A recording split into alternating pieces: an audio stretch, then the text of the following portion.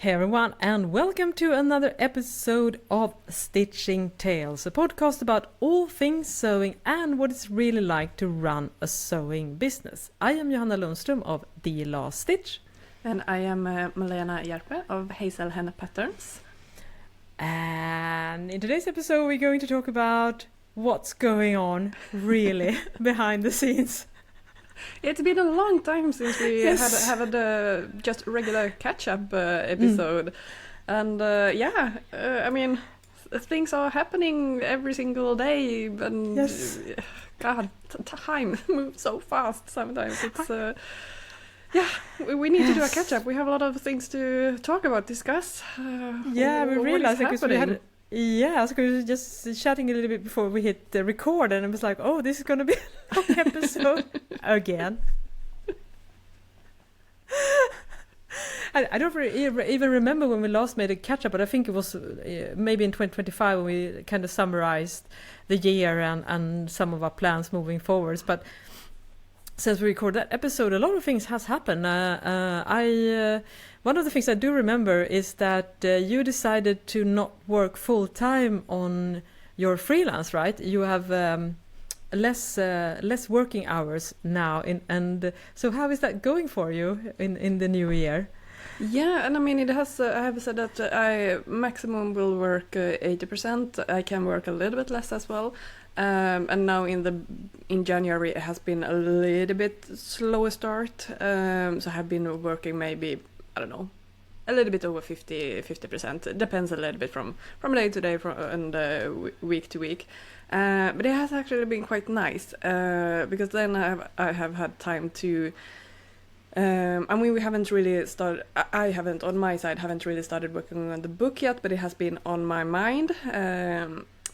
But I have actually been sewing. Wow. I have been at the wedding store and done some.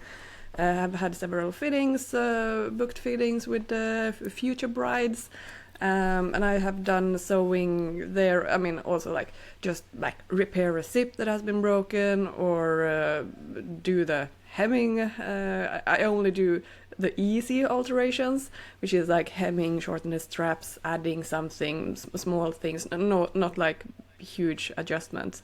But then when you actually look on the things that needs to be done on the dresses, yeah, those are pretty huge.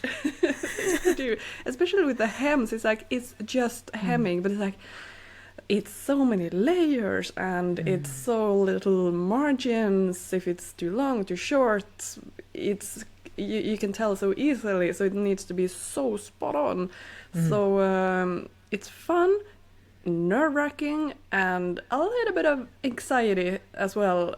I mean, when you cut away the hem, the extra fabric, and it's you're doing a roll hem with basically zero margins if you cut it too short. Yeah, I mean, no pressure.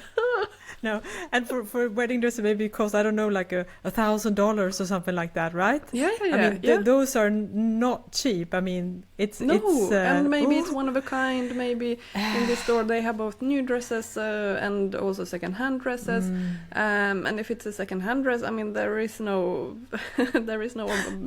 plan B, so to say, if the first one gets ruined or something. So yeah, it is high pressure.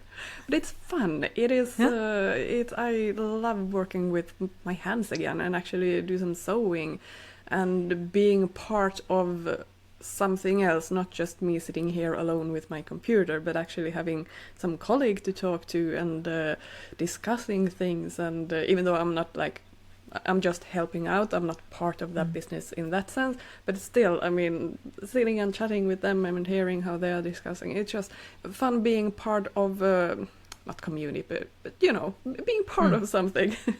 Yeah, you get pretty lonely when you have your own business, so it's just nice to have a place to go to as well. So so that has been really fun. It's but slightly nerve-wracking as well. Yeah, have you had any mishaps so far, or have all been good? When I've sewn, I mean, first of all, replacing a zip that is broken on a dress that has so many layers of tulle. Oh my god, I don't know how many times I had to re-sew that to get it nice. and I like, kind of stabbed myself in the finger. I'm sewing by hand, so it like, I mean, finger is fine, no problem there. But like 2 drops of blood ended up on the dress, on the inside, on the lining, and I mean, we can all keep a secret here, right? But the best way to remove your own blood is to actually not spit on it, but you know, saliva, like touch of saliva. Yeah, exactly. Saliva. Something with your own enzyme and your own blood, like it disappears then. Yeah. Wow. But I mean, don't tell anyone. I mean, you as a bride, you don't want to know that, right? But that is a tip. If you get blood on something, that it can actually disappear pretty easily with your own saliva. Did it work? Yeah, no problem. You don't see it, and it was on a lining, so it was on the inside anyway. Because sometimes, I mean, sensitive fabric obviously can also get like water stain, so right. it can be really sensitive. But no, this was on the lining on the inside, so it wouldn't. It's not showing anywhere, and it wasn't. How do you say? It wasn't a. It was a repair I did, so it's not. I don't know the person. We are all ignorantly blissed on who is gonna wear that ignorant, dress. Right? Yeah. So don't tell anyone else I said this, but that is a really good like trick to remove blood stain instantly. Oh, wow. You can't wait, and it can't be dried out or anything. Okay, but, so you have to notice it. I'm completely blown away by this very nifty trick. You probably had a word in English for it, because like husmors trick in Sweden, like husmors tips, where it's like the old grandma granny tip, like they know how to solve things. They know the stuff. They know their stuff. Yeah. Yeah. Oh yes. Wow. But do you also have? Are you present during the clients' fittings as well sometimes, or are you mostly interacting with the shop owners or? So what's that like? Yeah, I mean, when we do have, I'm not there when the dresses are getting sold, but I'm there. If a bride buys a dress, then she can book a fitting with me if there is something that needs to be altered. So then we meet up later on a later time and do the fittings. And yeah, see what needs to be adjusted. And a fitting, I mean, it's very. They're not I haven't met any bridezillas yet, thankfully. I mean, they are super happy, super nice, and I mean, it's a joyful occasion that they are getting married. So like, they're happy people. So it's really nice, and I mean, I'm used to having fittings. We had fittings 2 or 3 times a week when I was working at H&M. So I mean, that's a common thing. Now it's a little bit, of course, different. You're talking to the client, and but still, that part is pretty easy. The difficult part is it's a completely different. When I, as a patternmaker, do a fitting within the industry, I think how to adjust a pattern, and then I will get a new sample. So I can do whatever with the patterns, like changes, no problems, because they will sew up a new sample. The problem here is that, no, but it is this dress. I know what adjustment I could be do if I sew a new dress, but now the pattern pieces are sewn together. I can only adjust within the pieces that are there already. So that's a little bit trickier. So you can't, so sometimes it is like, I know how I would do this if I could sew up a new dress, but now this is it. This is what I have to work with. So how do I fix it then? So that's a little bit of a mind shift that I need to do. Yeah, I can imagine. I'm really curious now, in the workings of a wedding wear, is there like extra seam allowance or something like that, so to make it easier? Or, you know, are they kind of constructed in a way that you... Usually it's not just 1 centimeter, it's 1.5 or 2 centimeters, depending a little bit on where it is as well. So in some places and some dresses do have that.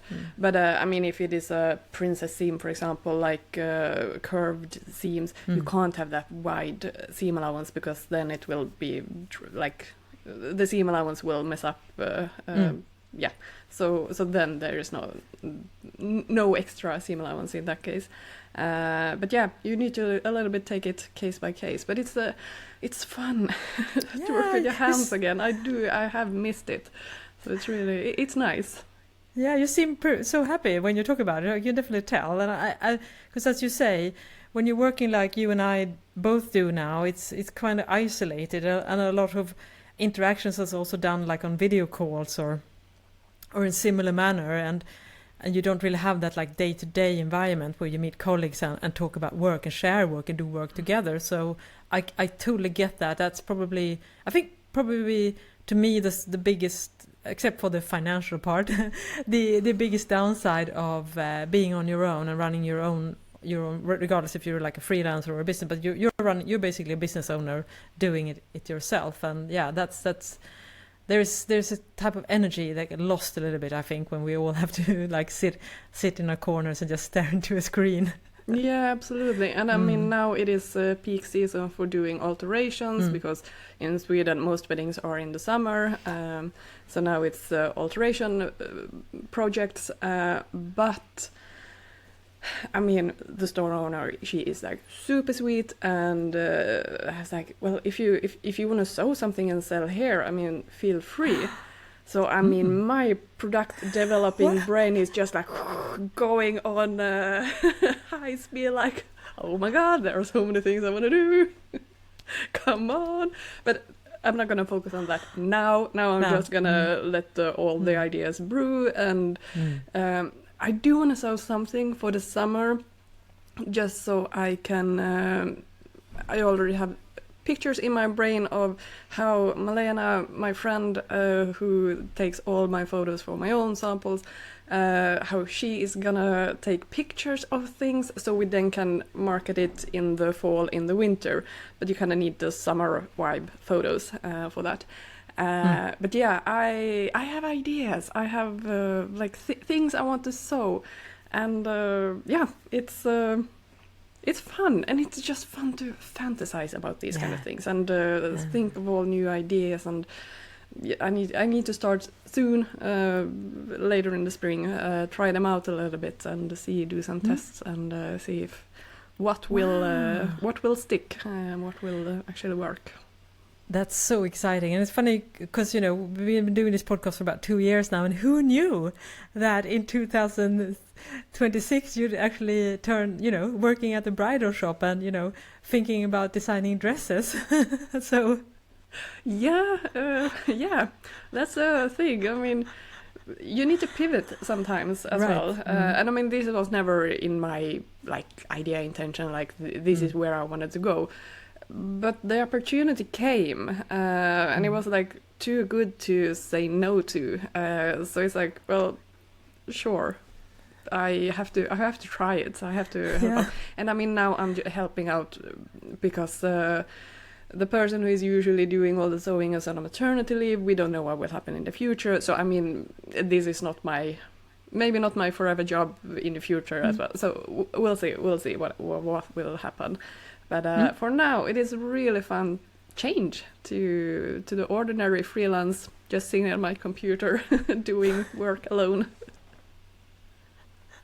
So it's a nice change. But you have had quite a lot of the opposite work, just sitting alone, doing not the most fun thing. No, maybe. Yeah, exactly. That's the way. Because I've been staring into a computer screen for 1.5 months. Since the early days of December, I have been staring into a computer screen 24/7 most. I know, but I'm working 6 to 7 days a week. And why, you may ask? Is there a new exciting pattern launch? No, it's coming, but not right now. Am I working on our upcoming book? No, even though it's going to happen soon. No. It's those dreadful things that you have to deal with when you are running your own business and have to be everything and everyone. So to give a backstory, I think I mentioned this on a previous podcast, but back in early December I realized that my website, delostitch.com, which is basically a WordPress blog, it had started to break down because you buy these like themes, a design template, and then those companies, they disappear and there are no updates, and, you know, you just, every year something breaks. So all of a sudden I was like, I was going to link to a tutorial in one of my newsletters. I'm like, I don't want to link this because it looks So much is off. So I decided, okay, I had just have to now, like late December, January is usually a slower period in this business as well. So I was like, okay, I'm just gonna redesign the website from scratch, update everything, change the theme, and so that took. I was basically obsessed, and that's the thing, you know. I have to, if you didn't know that, I do everything. I mean, I do everything except for drafting the patterns, which Malena does. Everything else in my business is what I do myself. So I started with redesigning the website, trying to make it a bit more contemporary. So that took me like 2 weeks of like 7-day a week job. But I will show it now, actually. So if you're watching the video version, you can see how it looks now. There are a couple of tweaks, but you can always do better. But I will definitely try to. I think it's acceptable, and of course now I'm showing it on the screen. The desktop, but it looks really nice on the... Remade it. Did you make it still in WordPress, or have you like changed the structure? No, I still use WordPress, because there are a couple of different options. I know you use Wix, right? Yeah. So there are a couple of probably a lot of listeners that have heard ads for Wix and Squarespace. Those are services with built-in templates, so that means you don't really have to know that much about web design. No, this you can is very much create drag and drop, and exactly. Coding, absolutely. But No. Do you do codes? No, yes, I can code, but I actually used AI this time to help me. But also there are templates, and there are like visual page builder similar to what you do in Wix or Squarespace. You can drag and drop, so you don't have to do everything yourself. But there's so much tweaks going on, and then of course it has to look good on a big horizontal screen. It has to look nice on a tablet. It actually looks really good on a mobile phone, because that's where the majority of the traffic comes now. So this is like, I don't want to hear it. Yeah, I know. It's terrible. It's terrible. But I am also probably the most stubborn person I know. So, which is also why I sometimes burn out, because when I decide to do something, I get such a like laser focus. I am up like 2:00 in the night, because I feel like I have to, in quotation marks, to do this. You need to finish it. Yeah, I need to finish it. So this is the look of it now. And can you see it now? Yeah, it is loading. Yep. Oh, nice. Mm-hmm. It looks... I mean, not that your website looked bad before, but this looks so much fresh, so much up to date, contemporary, as you said. Really lovely first pictures. I really like that. So I tried to do like a header, like more like a fashion, because I wanted to like draw a bit more attention to my sewing patterns as well. I mean, obviously I have lots of tutorials and things, and also like working on my my tagline. So I changed it to like modern sewing simplified. So that's the tagline, and I also show my courses, and we also have the podcast on the first page with the latest episode, and links to my courses and some reviews that I've really lovely reviews I got for the courses. And I've also started a blog again, so I'm gonna highlight the blog a bit more and lift it up a little bit. So we will link to the website. You can go and check for yourself if you're not watching the video version. But yeah, it was a lot of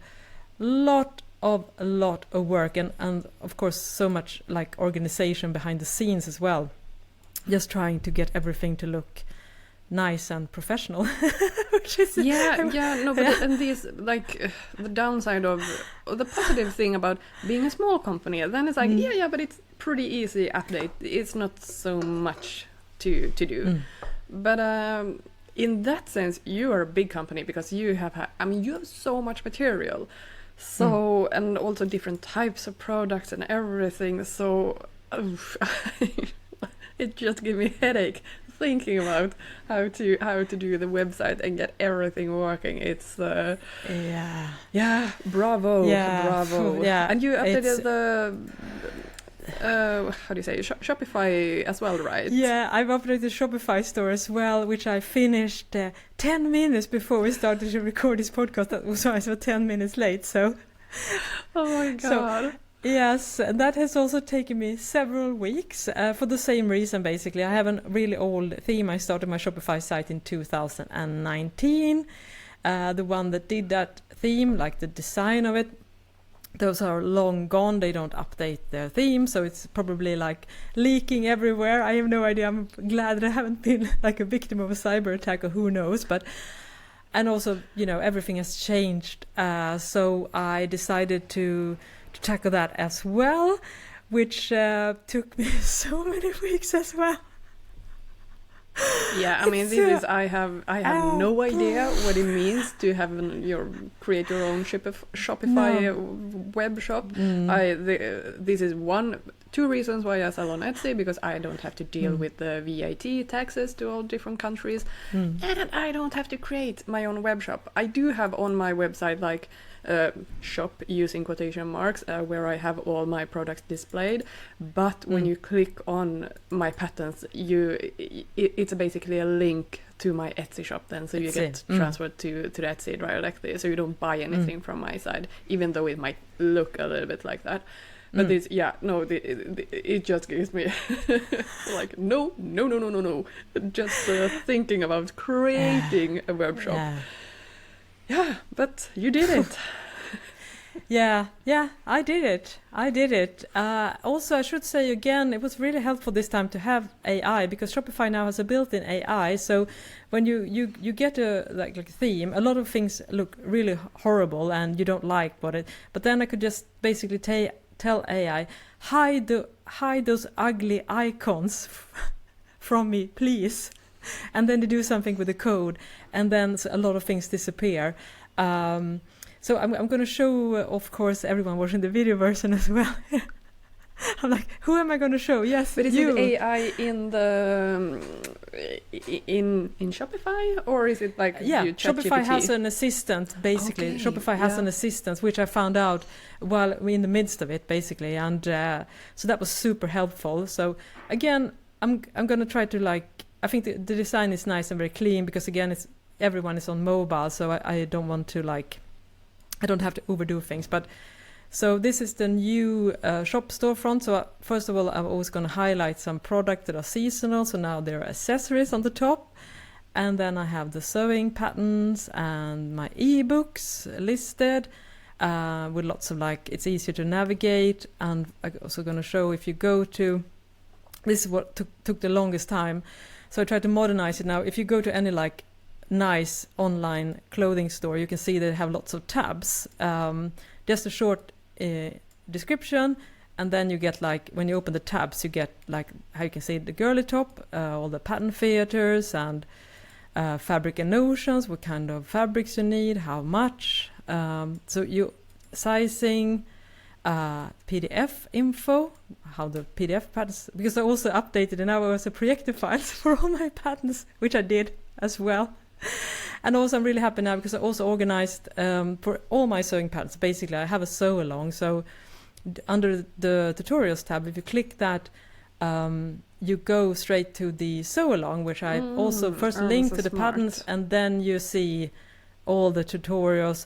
And on some of the ones I've also done a vlog where I sew the thing, and I also linked that up as well. So as you can see, I think it's really easy now to navigate, and hopefully if you buy one of my patterns, you will find it really easy to get extra inspiration and information. So yes, nice. Thank you. Imagine that this has been a lot of work, and on top of that, you have updated basically all your PDF patterns as well, and have done a review on that as well. This is new year, new me, new business. Everything is polished, refreshed. Everything is, you're on top of everything now. But what have you done on the PDF pattern? You said you added the projector files.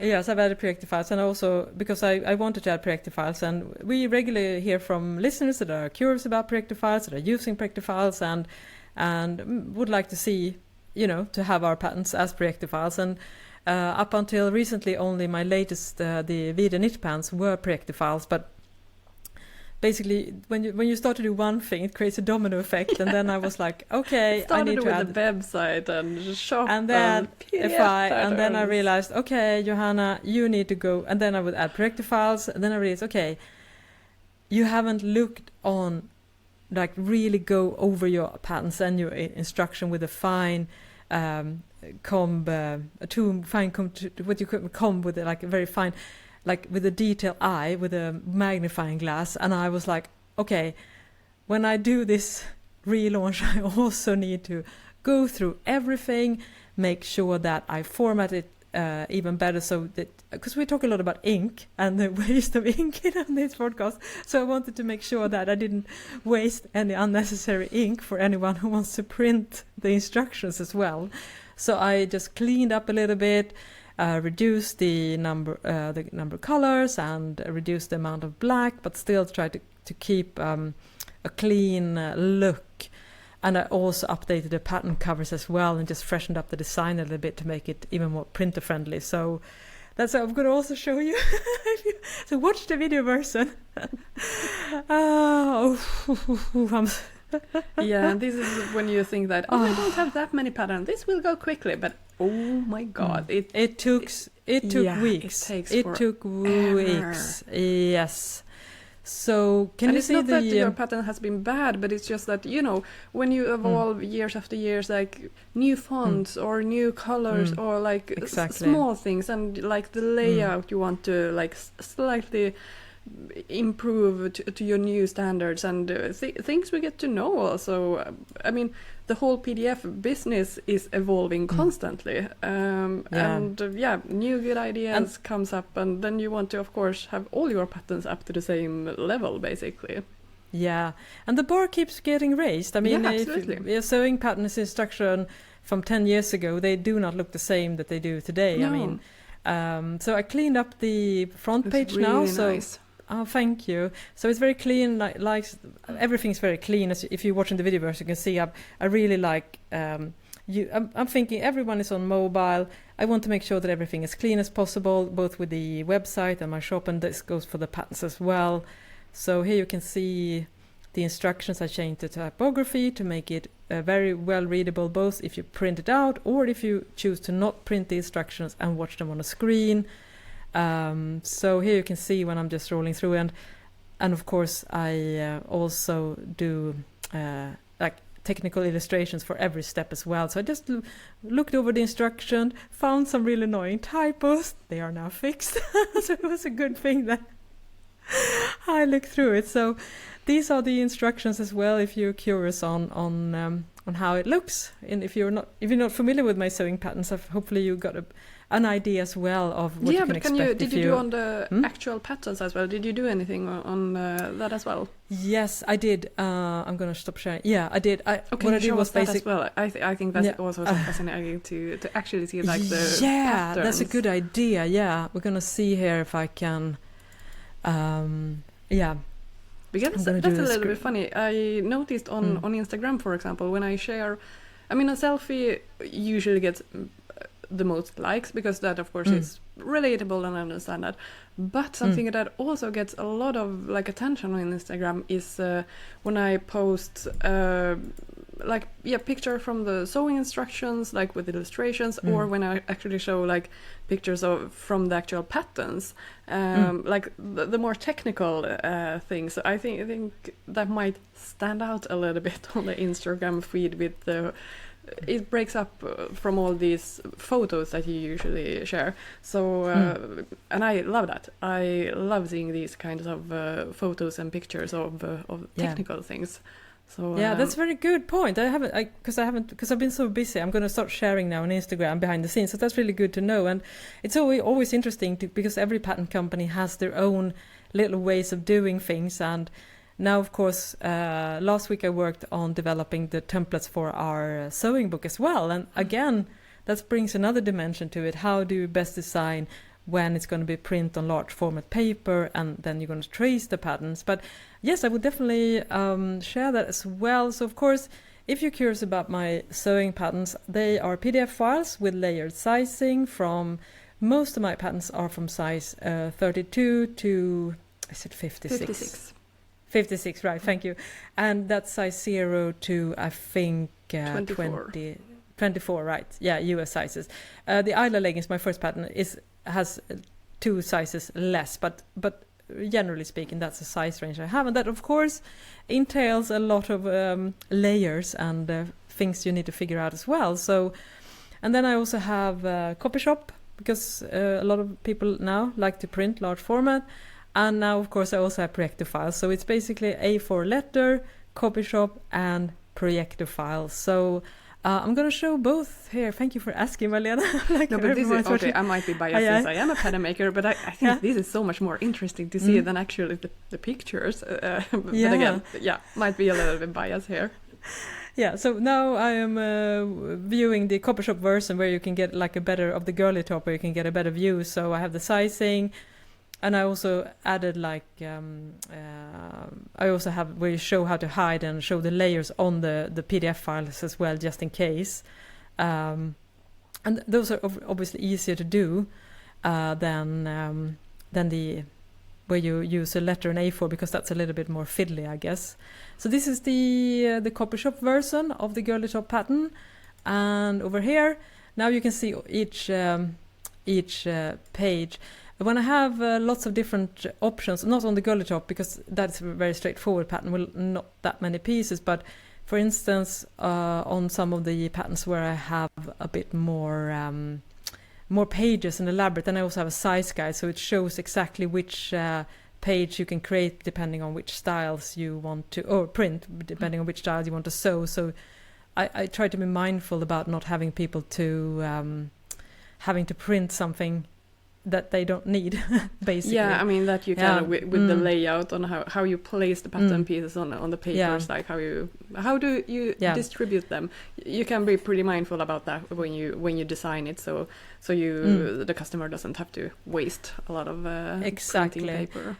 So for instance, here on the Isla leggings that I'm showing right now, you can see I have like a size guide, the leggings pieces, the waistband for the regular and the pocket options. So you can see page 20 if you just want to print a zipper pocket. The gusset is on page 11 if you want to add that. So I just tried as much as I possibly can to simplify the experience, because we all know that printing PDF patterns is a little bit of a hurdle. So I try to like really think about the end user, and I guess that's helpful as well, because I started myself sewing with PDF patterns, so that's before I started to make my own. So I did have a lot of thoughts going into it, but it's, even though I thought I did a pretty good job, I definitely found several areas to where I could improve. But this has taken so much energy, so I'm not gonna lie, I am definitely really, really spent now, but and also now when I'm talking about it, I'm all like overwhelmed by all the stuff that I've done. But are you like 9 completely patterns done now with everything? I am completely, of course there are always tweaks. I'm pretty much completely done. Yeah. So that's so nice, and I guess the value of doing all this, even though it doesn't generate money in the short term, it is that it's so nice to know that you get your basics covered, that you're building for the future. And hopefully I really want to start to release more new sewing patterns, and I definitely want to make sure that when I do that I am doing it on a solid ground, that I don't have to like update in 6 months, that all the systems are working, I have the structures, I have the templates, and a way of really, keeping everything well organized as well, within my own pattern library. But yeah, that I hope everyone is listening. You can watch the video version, but this is the very technical stuff of being like, because we're very technical persons. We have to do all these things. I mean, our customers are online, so we have to make sure that the digital experience, regardless if it's visiting a website or visiting the shop or buying a pattern, that is solid and feels worth your while. So it's so true. And if somebody buys your latest pattern but then also wants to buy an older pattern, they maybe don't realize that, but this is like 4 or 5 years old.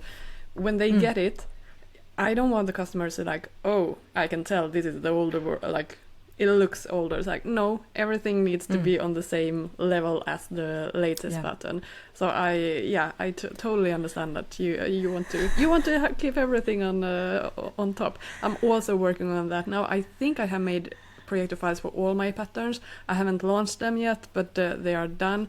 But I am in the same starting phase as you with the patterns, that I want to look through them, like update a couple of things, see if I missed any typos, anything like those kind of things, that when you have fresh eyes and you start to look at them again, you will notice it so easily. When you're in it, when you're doing it, you can't tell. But after a while, you get fresh eyes again. So I definitely need to do that. I have put a pause on it. I'm gonna start doing it someday, but not right now. I need because I know I need to have dedicated time to be able to really focus on this. I can't do it like half an hour here and next week maybe a quarter, like an hour or something, and then 2 weeks later it's like, no, I need to have dedicated time when I can focus on it. I have, because you check so many different things and you need to keep them in mind all the time, so it's going to take a lot of time. But now, like, you can take a little bit of a couple of days a week, something, relax, be happy about this. But now the next question is, so how are you going to market the PDF, the projector files and everything, the new relaunch? How are you going to do it? I'm going to do it in, what's going to happen after we record this podcast is, of course, that I'm going to send out on my newsletter, where I'm going to promote this and tell the backstory. And of course, I will also do a flash sale to celebrate the fact that I have done this relaunch of the patterns. Now, if you're listening to the podcast, of course, this flash sale will be over. But I will make sure that when we publish this podcast, there will be a link to an exclusive flash sale for you that are listening and watching for this podcast as well. That will also be open for 48 hours, so you have to hurry to click that link if you want to get the offering, and that you have to click that link with that special code. So that's the thing. And I also definitely want to talk more about it, as you say, because I think now we're talking about this on the podcast, but I think also, of course, both on my blog and on Instagram, I want to share the stories of what it's like, and doing this behind the scenes, and basically just trying to level up my business. And I feel like now that I have a bit more time and not doing 2 jobs, I feel like it's time now to start to step into bigger shoes, even though from a short-sighted perspective it doesn't generate sales, which of course if I am able to produce more products, that's like a bigger monetary gain. But I feel for me now to know that I'm proud of everything, that everything has been really, really under the microscope and checked and double checked and modernized, and that is a very comfortable feeling, because back in my mind for the last few years I've kind of felt that a lot of my business is held together with duct tape, basically, because, and also when you also have another job and you kind of know that your website is slowly like disintegrating, that's not top of your list, because you have to like just get your business running, keeping up with the bookkeeping, customer service, logistics with my print books, all those things. So everything that isn't like high priority, that gets thrown away. And for me now, I feel if someone goes to my website now or want to buy a pattern, I'm very proud of the customer experience, and to me that is that helps me to be motivated to move forward as well, because now I feel confident in the stuff that goes behind the scene, even though I don't think a lot of people will notice, but to me it means so much, and that helps me to take like bigger steps in my business, I hope, at least. Yeah, but it's also completely different, or at least for me, like if I know something is like top notch and solid foundation, I can market it in a different way. Right now, I don't want to market my old PDF patterns really before I have had a look through on them.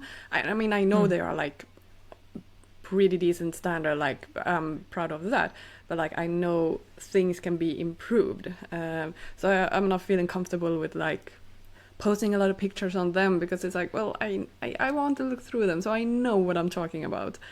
I know they are good, but we have the same feeling about that. But are you going to do any marketing outside of your group? Like, I'm talking specifically about the Facebook group for Projektor Sewings that has 90,000 people something. You need to make a post there and say, hey, now I have done Projektor files on all my patterns. Ta-da. You need to do that. Am I allowed to do that as a business owner? Yeah, I think you can do. Right, I had no idea. No, I think you can. Wow. Like, I don't know what they have rules on promotions, but I mean, if as long as you're clear, like me promoting my own brand or like sharing that now. Yeah, okay, I'm going to check the terms and conditions to do that. I definitely want to not overstep any of the community guidelines, but if it's possible, that would be lovely to do, because that is a problem. Because when we talk about promotion, I mean, most communities, as they should, have guidelines, because otherwise it would be the wild west, and it would be like useful for the users of a community. But there is, I think that's the biggest struggle for me right now, is that I feel, and which is another thing I have to work on, but I my exposure isn't really growing, so I am kind of stuck with the audience that I have. Of course, I get more people on my newsletter list every month, but it's not as big as it would need to be for me to make it more sustainable. So I would definitely check that out. You have a completely new customer group. It's not the PDF printing people anymore. Like you also have the Projektor people.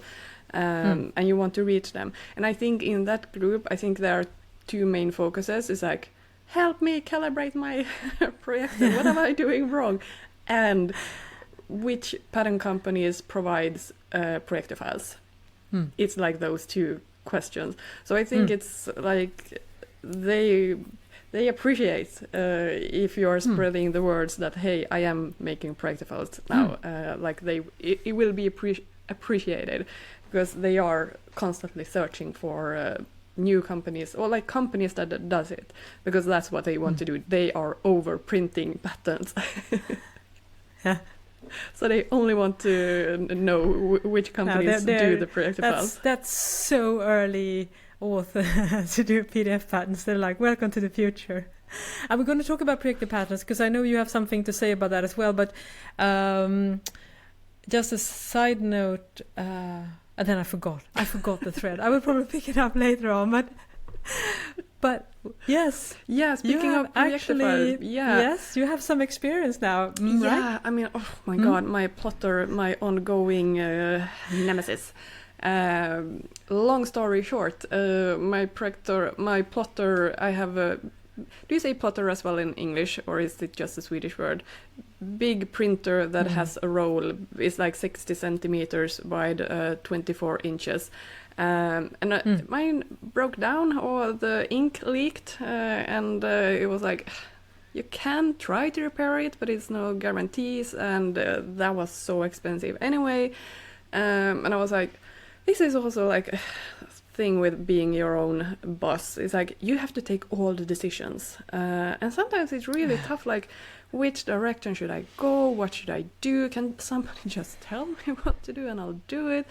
But I was struggling, like, should I buy a new plotter then, or try to repair my old one, or is this the perfect opportunity to actually go into Projektor sewing like 100%. So I bought a small Projektor. I haven't been able... The downside with that one, I haven't been able to connect it to my computer. I haven't checked with my husband yet if he magically can do it or not. I have been able to connect it to my iPhone, so that was no problem, and I could project it.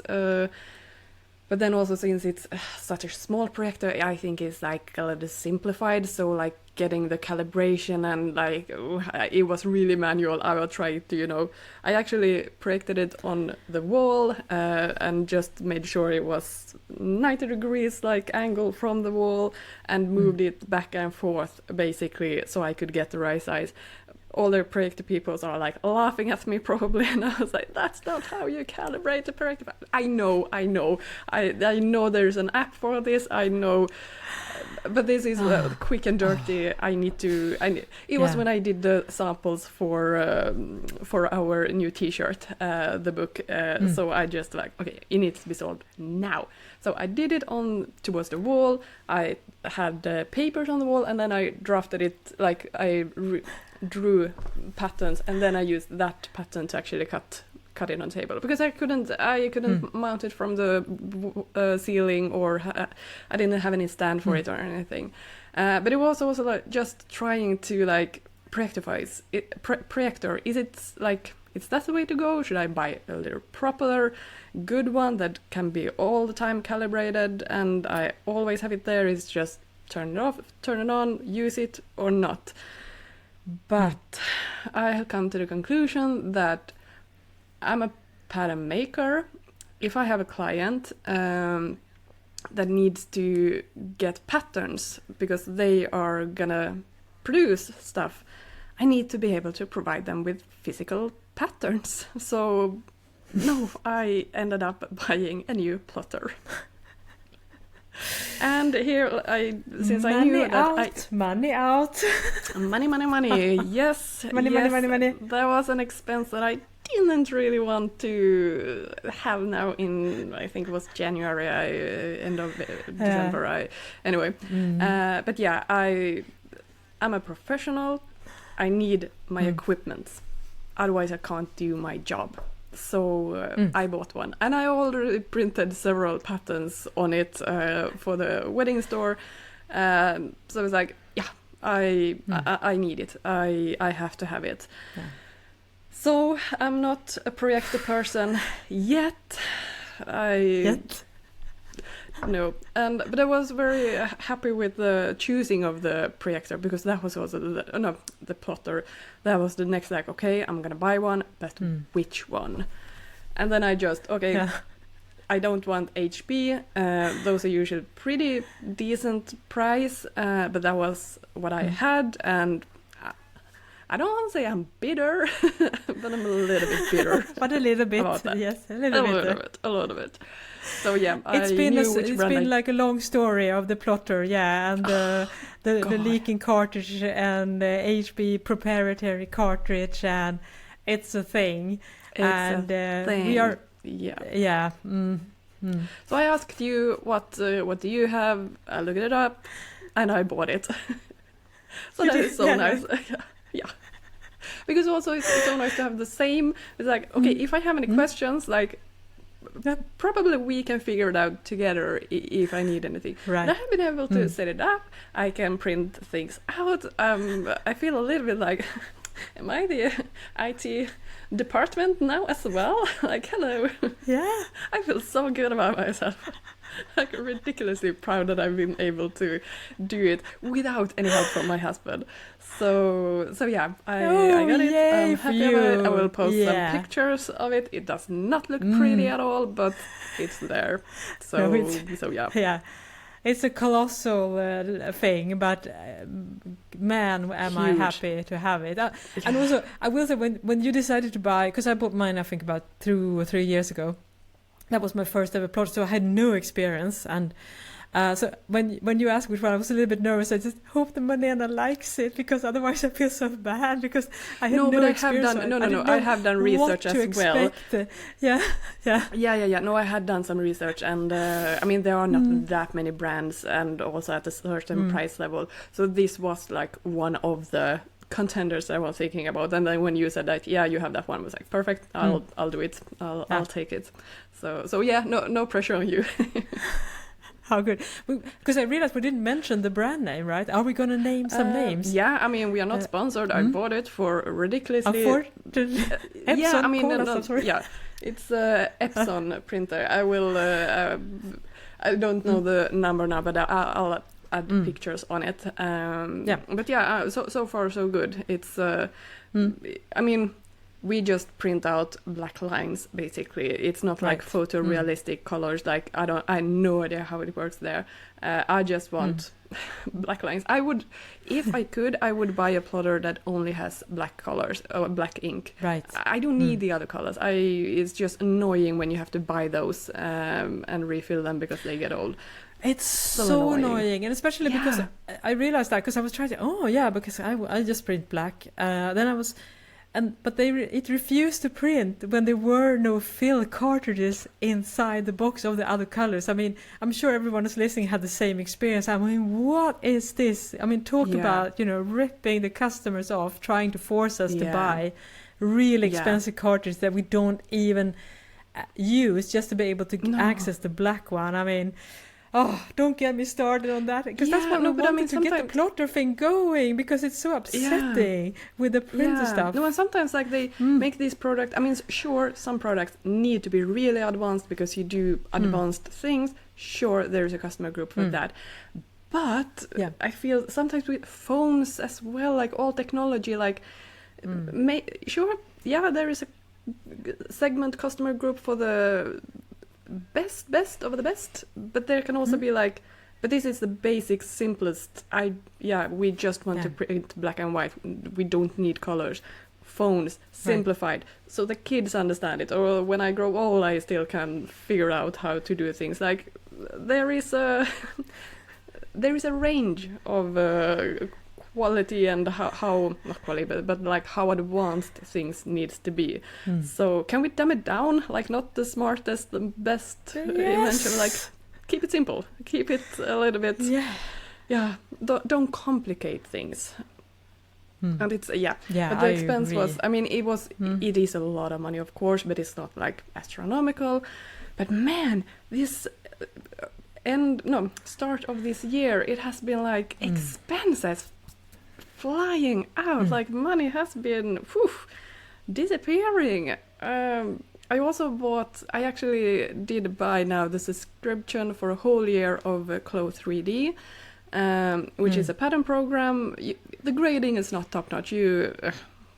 So annoying, but still, like doing doing patterns in one size, perfect. So if you have like clients just one size, great.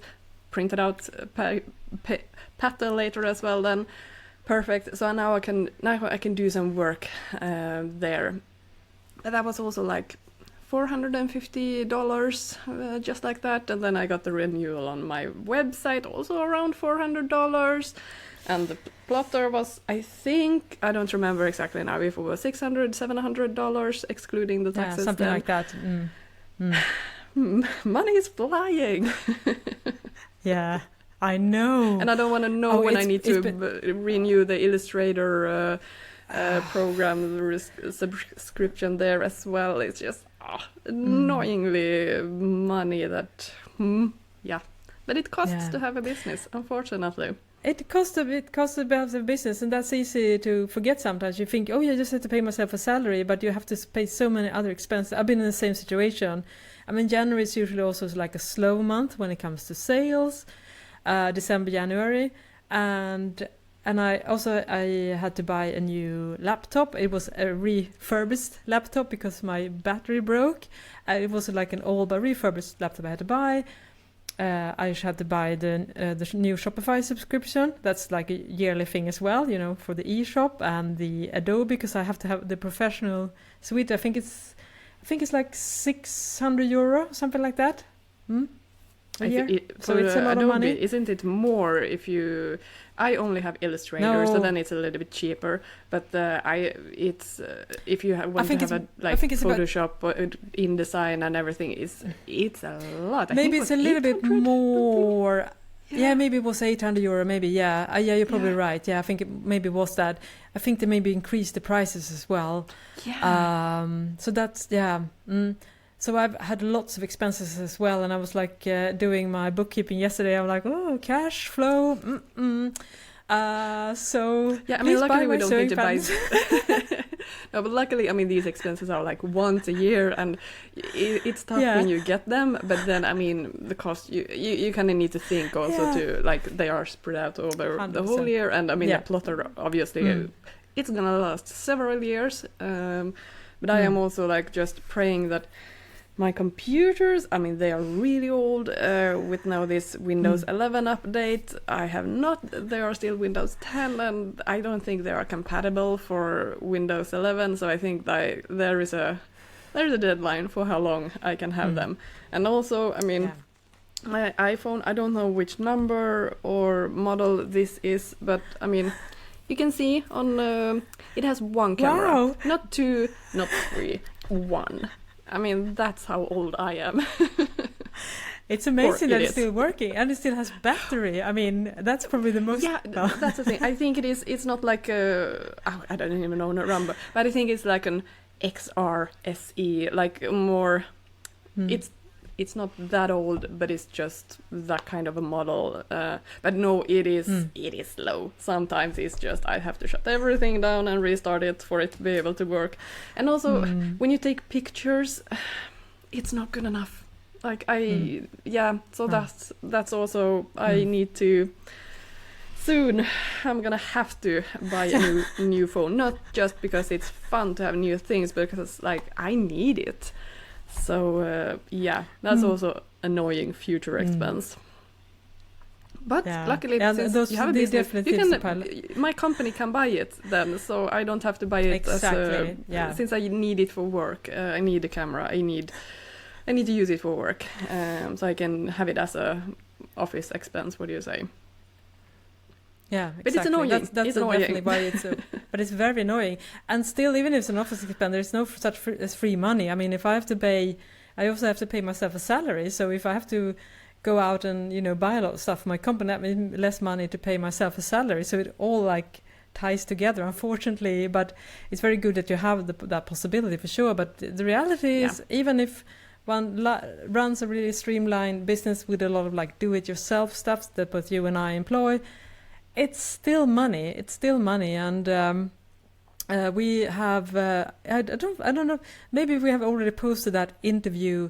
We have done our first ever interview with Emily Hunt of In the Falls, and she did a really good blog post recently when she broke down all the expenses around creating one sewing pattern, all the things that goes into that, and I haven't seen it. I don't dare to see it. No. And then because we talked about it on the episode where she was on, and then she said that someone who really know bookkeeping and accounting had contacted her and say those numbers are way off, meaning it's even more expensive. So yeah, that's the thing. If I would have any business coach or anything, that person would be like, so this PDF part of your business, what are you thinking there? How are your thoughts? Well, I mean, it's my passion project, so... And we have to have that as well. So, it's fine. But no, it's... So it's this is the boring side of having a business. Like, you need to be realistic about your expenses. Make a budget before you do start a business, or if you just have it set on the side, I mean, then it's fine if you're not relying on that income. But numbers, they are important too. So numbers, they matter. Absolutely. 100%. And that's the main reason why I haven't released more garment sewing patterns. Currently I have 4. I'm working on my 5th, but it's the fact that the most income for me are from my books, the print and ebooks, and my sewing courses, my video sewing courses. So if you pile them all up, it's the math tells the story, and that's why I don't release more sewing patterns. It's definitely something that I love design, and I love the creative process of figuring out the pattern and design and the photos and all the presentations. I really like doing the instructions, but it's really hard to take home that cost in a way that, as you say, someone who's thinking about the profit and loss situation would not be like, okay, that's not where you should put your focus. So that's definitely why I am not more proficient when it comes to releasing new sewing pattern. It's entirely business. I mean, if I had the choice, I would love to release new sewing patterns all the time, but nope. But you do have something, moving on from boring financial talk, 100%. You do have something in the pipeline when it comes to new patterns. Yes, I do. What are your plans? Yes, and I am releasing a new sewing pattern. It's going to be a knit blouse with yoke and some gathers, and most importantly, it's going to be I think it's called a passe bow blouse, like a bow tie blouse with long sleeves, so you can tie. It comes with different versions of the tie, so you can tie it up like think about like a passe bow blouse, I think it's called in English. So I printed out the sample that Malena has made for me. Thank you, because she is the genius behind my sewing patterns. And on my lovely plotter printer, because then again I was like so grateful that I have the printer. I mean, I actually filmed it and I'm going to post it on Instagram, because the joy of seeing those full-size pattern pieces being printed out, and also thick paper, and I'm like, I want to cry. The beauty of having a large full-format printer. So I'm with you there. It's hard to replace. So I just cut out the pieces, and so I'm going to start sewing a sample, hopefully this weekend. Okay. Nice. But that is such a good palette cleanser as well, from your behind the scene huge massive update on website, Shopify, all PDF patterns. Now you get to do something new, something fresh. And I mean, for you who are used to making video courses and books, PDF pattern is like, I mean, not like that done, but it's kind of a small project compared to the other ones. Yeah. True, very true. That's very true, because exactly like that. Even though it does take time, it still doesn't compare. I mean, it's not like a year-long project, hopefully. It never has been so far. And now also because I've done all the behind the scenes, redoing all the PDF patterns and instructions, clean them up and reformatting and I have it now top of mind. So as soon as possible, I will start doing everything, the formatting, so I can have it like fresh in my head. Because then I think it's not going to be that time consuming at all, because I feel like now it's fresh now. So we'll see. Hopefully, the plan is to launch it in March. We'll see. I can't make any promises because, soon, but fingers crossed. No, but I mean, you have done all the groundwork. Then to how to do the patterns and the instructions, you have so much done already before. So it's just,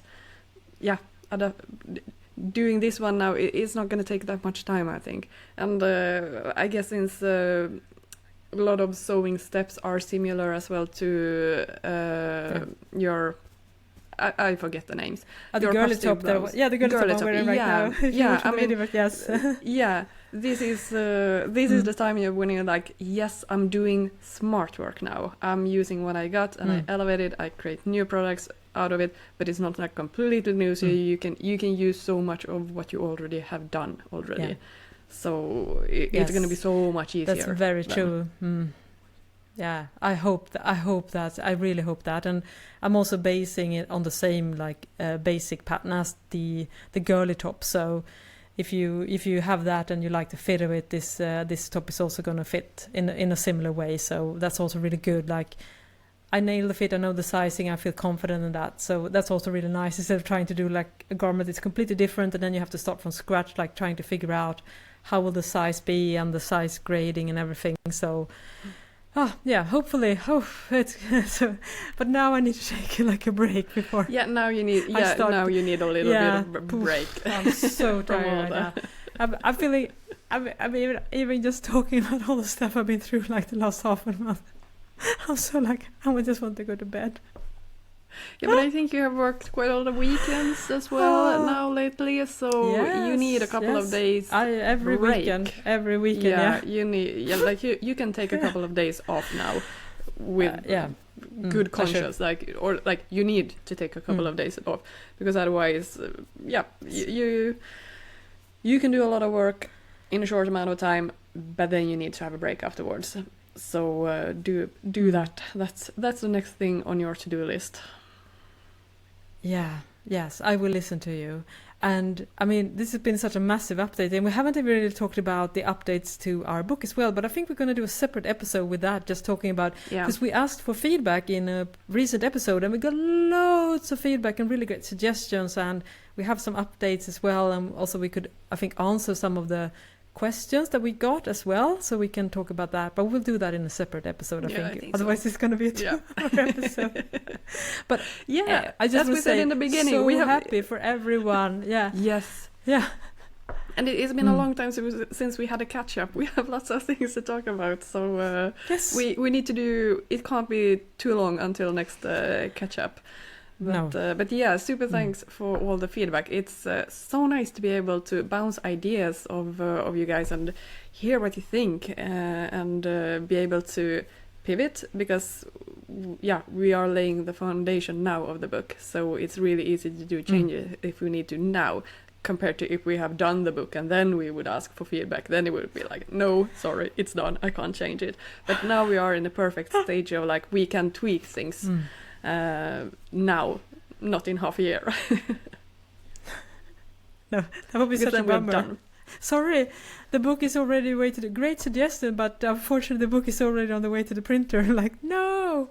So that's why it's good that we don't actually have much to show for it now, because now we're able to really like nail everything. And there's so many, as we talked about in that episode, so many big and small details that you can think about and tweak about and take decisions around. So, but we have named all the styles now. I'm definitely going to share those as well, I think, in a future episode, if you're curious about what are the t-shirts going to be called and how are they going to be described, which was one of the things that we kind of struggled with in that episode. Yeah, I think it's going to be an ongoing Thank you the book update. Yeah, 100%. It's going to be its own thing. I am completely spent now. I also mentioned previously I slept like 4 hours this night, because I was my brain was on overload with the Shopify update. So I apologize if I've been all over the place, rambling today, but I'm just trying to keep it together. Hopefully it made sense. You need some time off now. Thank you for guiding me, Malena, in this. Yeah, I do. All right then. We, of course, again want to thank you for following us along and cheering us on, and of course, all the things that we try to talk about here, and the inside of running a sewing business. And of course, if you want to get in touch, you can follow us on stitchingtalespod over at Instagram, or we also have a YouTube channel, and of course, we also have an email address, stitchingtalespod@gmail.com. If you have something to say, something to share, we would love to get your feedback. Yes. All right. So, see you next week. Yes. It's been lovely talking to you. Yes. Bye-bye. Bye-bye.